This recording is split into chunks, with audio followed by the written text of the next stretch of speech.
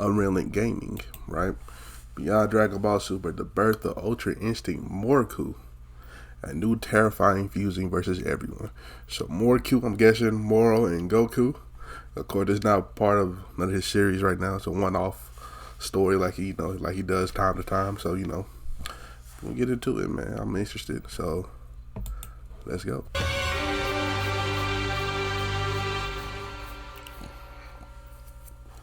As our story opens up on Earth following the events of Moro having to consume 7-3 on top of also having to copy Maris's abilities, with the two now being shown having to stare off against the seemingly unbeatable enemy, it was only during that point where Vegeta went on to ask, "Great, now what do we do? Just when we thought we had this bastard right where we wanted him, he went and somehow managed to snap a pair of Potaras onto Kakarot's ear in order to merge with him, and now look, where the hell did that monster get a pair of Potaras from anyway?" With Maris responding, Moro was likely very much well aware of the magical abilities held by the Potaras after so many battles that were waged with the Grand Supreme Kai. Moro must have used his magic to spawn and create a pair for himself, and later managed to blindside Goku fast enough to clip one on in order for the two to join bodies. To which only then standing across from them was none other than the newly formed abomination fusion now known as Morku, as Morku went on to respond, "And that's exactly what I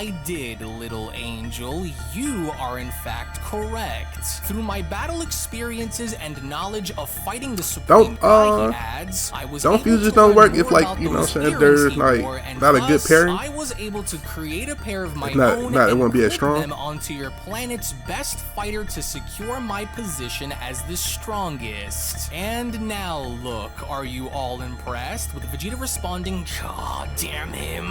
Now what do we do? Hey, do you have a plan or what, Angel?" "My only suggestion," Maris adds, "would be for us to find a way to try and break that gem of his on his forehead, or just destroy the Potara earrings if we can somehow manage to get hold of them." With Morku responding, "Oh, just you go ahead and try your best. First, I will spill your blood for sport, and then I will tear you all apart and watch you die. Now go ahead, warriors, do your worst." Actually, he then went on to interrupt, "Why don't I start with you? Tell me something," he asks. "How often have you kept up with your training, Gohan? How could you call yourself my son with such laughable power like that to your disposal?" With Gohan responding, "Oh shit. What? He's likely tapping into Dad's memories.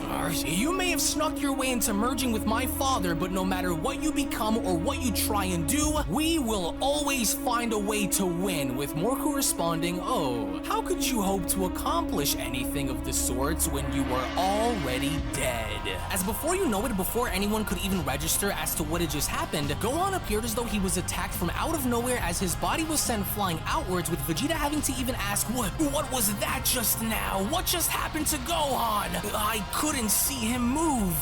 "Were you able to see it?" With Maris responding, "Yes, I was just barely able to follow along, but I saw it. His movements are unlike anything they were before." As fortunately enough for Gohan, with Piccolo being shown grabbing him, it was only just when Piccolo was shown catching Gohan where Piccolo went on to respond, "Gohan, I got you. Are you alright?"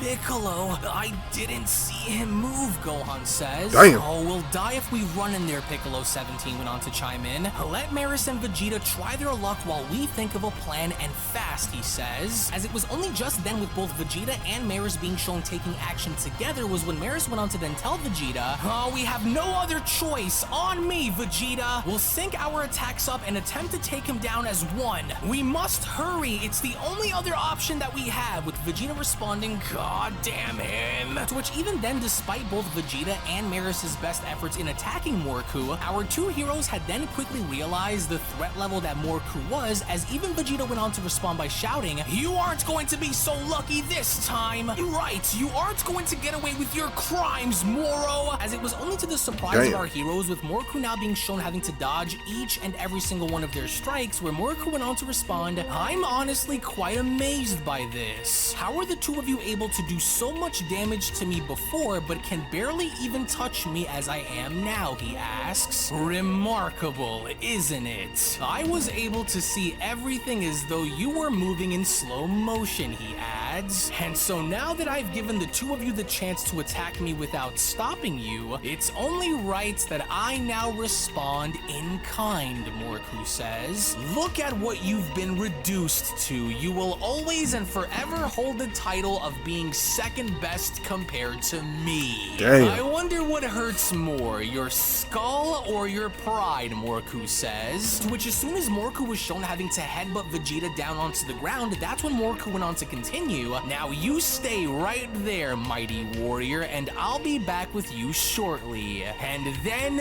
there's you, Morku Barely hop in, bro. I haven't forgotten about you, Agent Maris. And to think that you were of divine origin this entire time. My evolution is solely attributed to you after copying your power and merging with the Saiyan, he shouts. In which upon the moment of impact, as Morku was shown punching Angelic Maris in the face, it had now become very painfully clear that even despite the difference in power with Angel Maris and Evolution Blue Vegeta having to team up against him, they were even still, during that point, no match for the newly formed fusion, as Beerus went on to chime in, well, that's just great. Just look at where they all are now, Whis. And if this continues to go on, then I'll be left with no other choice than to step in and handle this situation all by myself. Ah, what a bunch of idiots, Beerus continues. Even that brother Maris of yours. How could they allow that prisoner to just copy their power so easily on top of having Goku forcefully merge with the beast? This may in fact turn out to be far more dangerous if he is allowed to continue with his ways, Whis adds. And since the escaped prisoner is already meddling with angelic power, I think it's best if you sit this one out, Lord Beerus, and let me handle this, Whis says. Alright, Whis. To make this quick, with Beerus quickly having to turn by asking, wait, what do you mean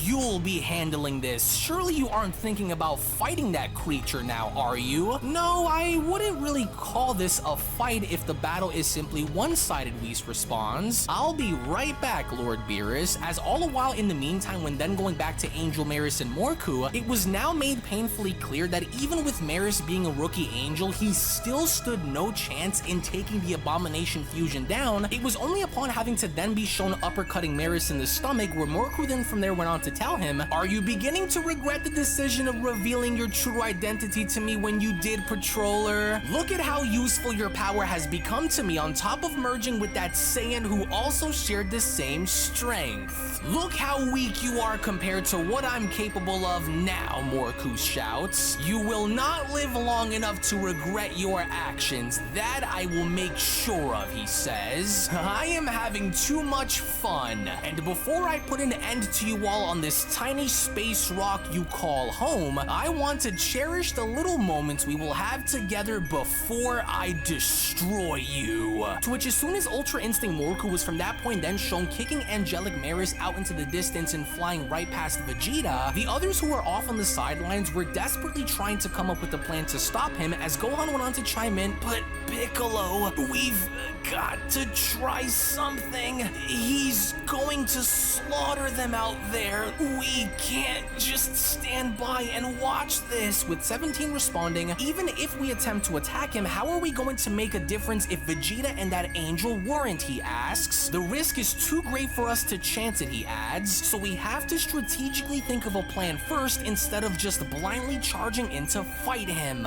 This is truly my greatest achievement, Morku went on to say to himself. The power that I can feel surging through my body is almost overwhelming. And so with the right amount of control, nothing will stop me, he says. As long as I am able to hold myself together by using these Potaras along with my magic, I will never fall apart again. There is nothing that my body cannot endure, nor what my abilities are limited by now. My body is whole and my mind is focused on one thing and one thing only, and that's victory. I wonder how much energy this planet has to offer me before it's destroyed, Morku says. This will be by far my greatest meal to date. Everyone and everything on this world will become a part of me. They will all be devoured and left to suffer when this day is through. In which moments later, as we then see how Morku was beginning to collect planet Earth's energy by sucking the life out of every living organism on the planet, it was only similar to that of the events that have transpired before, in which a ball of energy was now beginning to form, as Morku went on to respond, yes. And there it is. How marvelous. Just look at the amount of energy to collect already. I am the mightiest in the universe, the strongest to exist. And despite what you are, whether you are a mortal or a god, he says, I will never perish. As Vegeta went on to sit up by responding, no, there's nothing we can do. Damn it all, he's too strong to fight head on like this. And we can't let him do what he did on Namek. I can't even separate his merger with Kakarot either. It's not like it was before stealing the angel's power. But it was soon enough as Morku was beginning to now collect even more power, as he from there went on to continue, and now I will become even stronger than I am within the moment, and once I consume this planet's energy, I will then go on, but then, it was only before Morku could even finish his sentence where from out of nowhere, Whis had now gone as far as to grab onto Morku's arm by telling him, I'm afraid this will be as far as you go, he says. Though your business with those whom you want to destroy has nothing to do with me, he adds. What does concern me is the angelic power you currently wield, with Morku having to respond, how did you grab me without me being able to see you move? Wait, I know you. You're that patroller's older brother. You're just like him? Of course you are, Morku says. I can see it now. You're an angel just like Maris, only stronger. How dare you lay your hands on me, Morku says. You will either release your hold on my arm, or I will do to you just as I did to the others and break you. From what I can gather within my memory, you aren't allowed to get involved or you will be destroyed. So now you will either let go or face the consequences, with Whis responding, I wouldn't go that far if I were you. You may be able to gain access to who I am from your memory of Goku and Maris, but there is much more to me than meets the eye, he says. It was as I said a few seconds ago, this will be as far as you will be going. But that was when instantaneously Morku was able to pull away from Whis and stepping on back by asking, what are you talking about? Are you insane? Why should I stop now when I'm just getting started? I will only warn you once, Whis responds. Rid yourself of the Saiyan Goku along with the angelic power you have stolen, and I will allow for you to leave with your life intact, with Morku responding, oh, is that so? Maybe now I'll be able to finally have some decent competition. Now let's just see how good you truly are, and I'll show you why you are just like the rest of them, Morku shouts. It was only as Morku was shown attempting to attack Whis, with Whis now suddenly vanishing, it only then became very evident for Morku that he was now beginning to get himself involved in a fight that he had no business being a part of, with Morku's initial strike being shown destroying the landscape behind where Whis stood, as Morku went on to shout, now I got you, what? But where did he just go?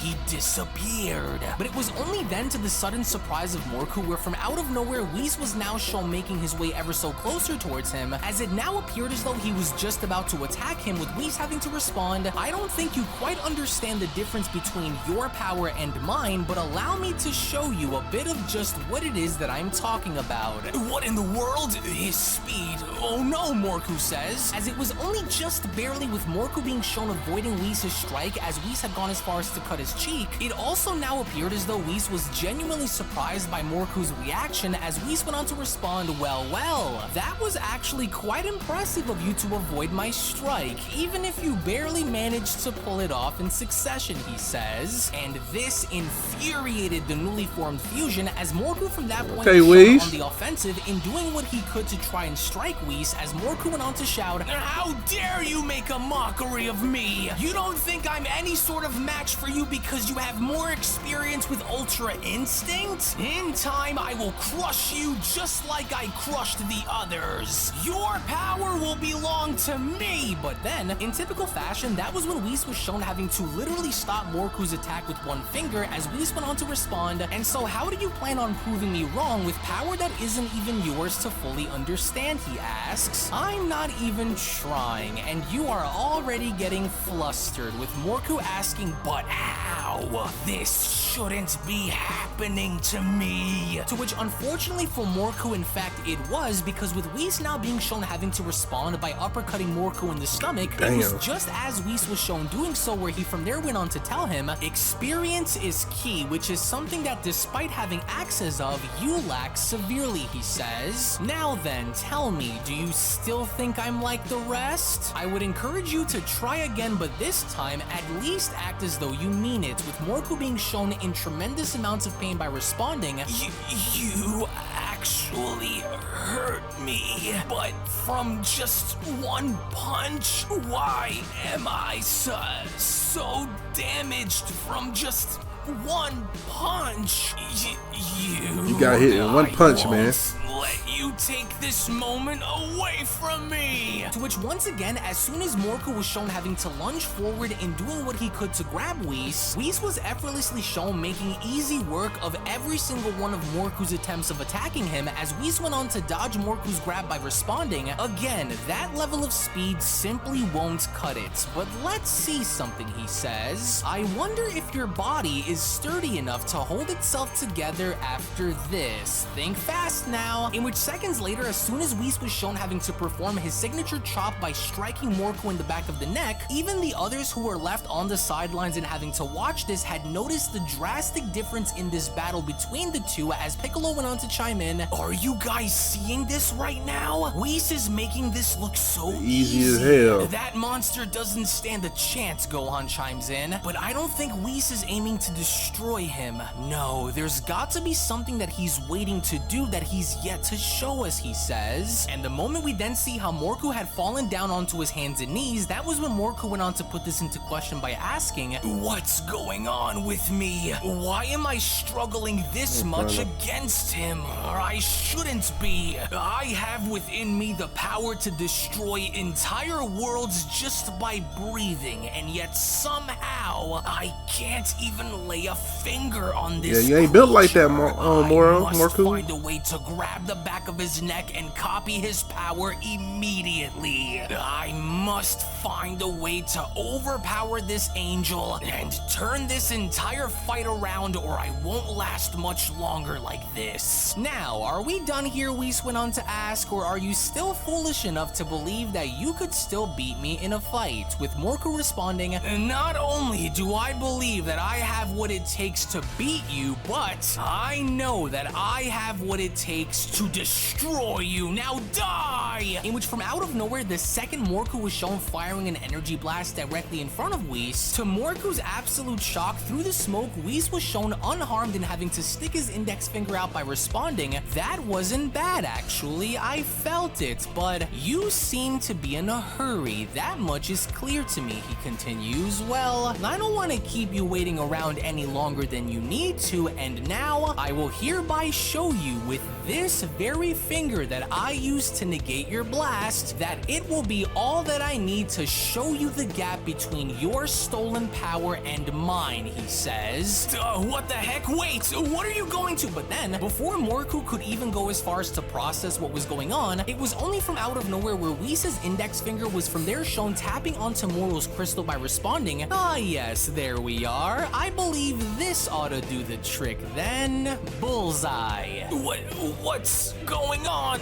What's happening, Morku asks. What did you just do to my body? I can't hold it! As it was only seconds later, to everyone's surprise, Whis had now managed to separate both Goku and Moro 7-3 from their fusion, as it would only now appear as though this was in fact the opportunity that our heroes were looking for, as Vegeta went on to respond, Angel, look! Their fusion! We separated them! This is it! This is our only window of opportunity that we have left, so we must act on it now! Yes, of course, course, Maris Boy, can't you heal responds, yourself, "We nigga? What the baited fuck wrong him with this you?" entire time. Quickly then, Vegeta. We must hit him with every bit of power that we have left and Not Moro, obliterate fucking Moro Mirrors. once and for all." Can't you heal To which, yourself? as Vegeta and Maris were then shown quickly charging up for their most powerful attacks, it only now appeared as though Moro did not seem to notice either of them behind him. As Maris went on to continue, "Look, he doesn't notice. This is it. Put everything you have into this next attack. We must make sure to wipe him out for good this time." To where Moro's mindset seems to be elsewhere as he was looking down on his hand, as Moro went on to comment,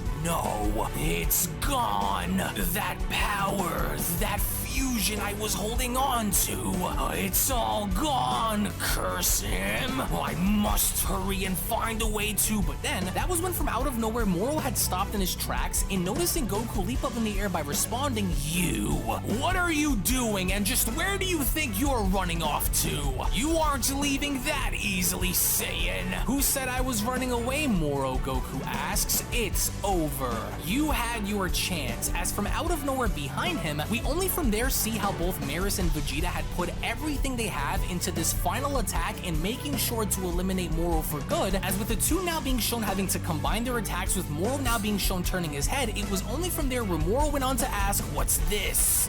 No, Maris and Vegeta. Wait, no, this is not how it's supposed to end." But it was already too late, because with Maris and Vegeta shown having to put everything into this attack and wiping out Moro completely, even Goku himself was seemingly surprised by this as he was looking on down, as Goku went on to comment, "Whoa, that was close. Just look at that blast." And I told that creature that this wasn't going to end very well in his favor, Whis chimes in. A job well done. In which moments later, as it was now finally declared that our heroes have now officially destroyed Moro once and for all, it was only right after having to be shown destroying Moro where both Maris and Vegeta were shown collapsing from exhaustion, as Maris went on to comment, "Finally, that monster is gone, and gone for good, never to cause any more damage onto this world or any other ever again. We nearly lost it all," with Vegeta responding, "Good riddance, that bastard and his stupid magic. I owe you more than I can possibly express for helping us during our time of need," Whis Maris says. "Thank you for instructing us with your help. I am also very sorry for the trouble that I may have caused by allowing for him to copy my power," he continues. "Thank you for speaking to the Grand Priest and convincing him to have me fight my final battle against Moro."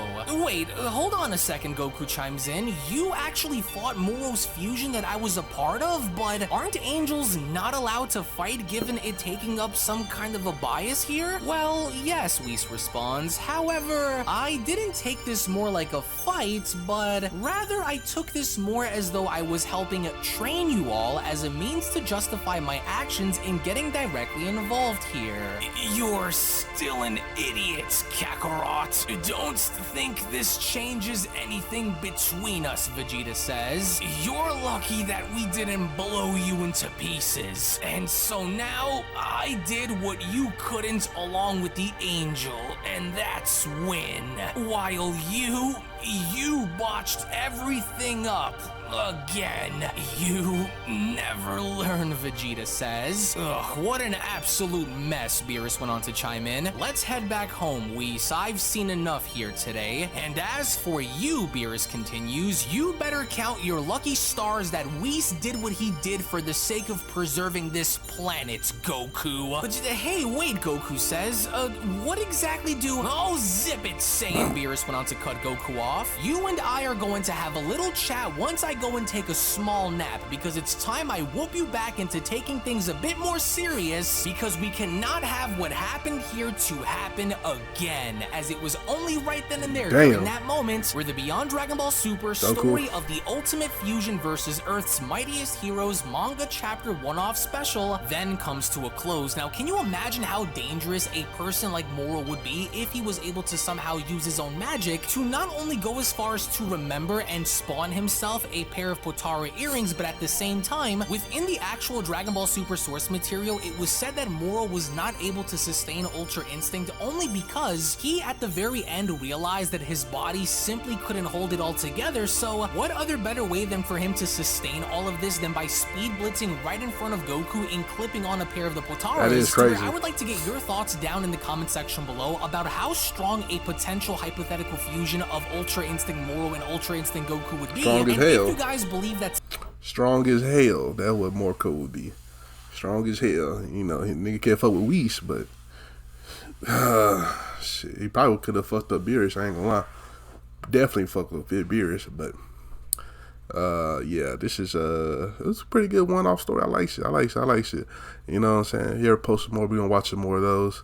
I know he got a bunch of them on the end of the videos, but you know what I'm saying? Let me know what y'all want to watch next, man. If you like my reactions, like, comment, subscribe, and I'll catch you next time. Peace.